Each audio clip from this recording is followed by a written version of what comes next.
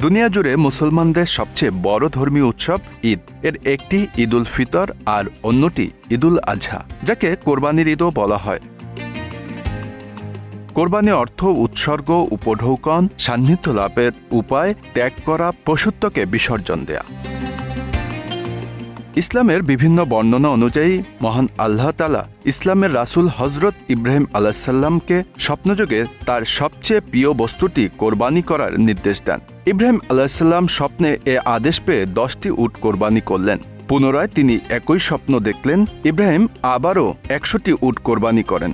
এরপরেও তিনি একই স্বপ্ন দেখে ভাবলেন, আমার কাছে তো এই মুহূর্তে প্রিয় পুত্র ইসমাইল আলাইহিসসালাম ছাড়া আর কোনো প্রিয় বস্তু নেই।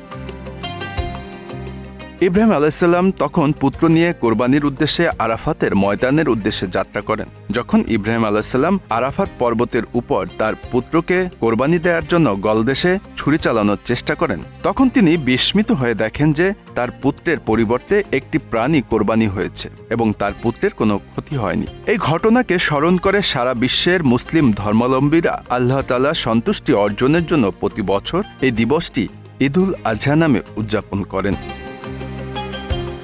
তবে ওই ঘটনায় ইসলাম ধর্মে প্রথম কোরবানির ঘটনা নয়, কারণ ইসলাম ধর্মের প্রথম নবী ও প্রথম মানব হযরত আদম আলাইহিসসালামের সময়ও কোরবানির প্রথা প্রচলিত ছিল। আল কুরআনে হাবিল এবং কাবিলের উল্লেখ পাওয়া যায়। তারা ছিলেন হযরত আদম আলাইহিসসালামের সন্তান। হাবিল প্রথম মানুষ যে আল্লাহর জন্য একটি পশু কোরবানি করেন।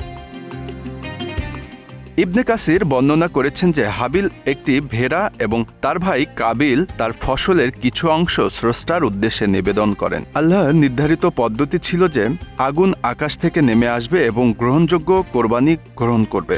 সে অনুযায়ী আগুন নেমে আসে এবং হাবিলের জবেহকৃত পশুটির কোরবানি গ্রহণ করা হয়। অন্যদিকে কাবিলের ফসল কোরবানি প্রত্যাখ্যাত হয়।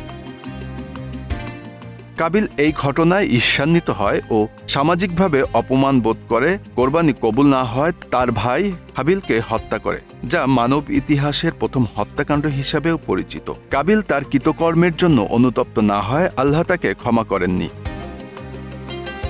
যদিও সৃষ্টির শুরু থেকে কোরবানির বিষয়টি ছিল, তবুও ইব্রাহিম আলাইহিসসালামের ঘটনার পর থেকেই বিষয়টি অবশ্যই পালনীয় হয়ে দাঁড়ায় মুসলমানদের জন্য। Bangla affairs news desk.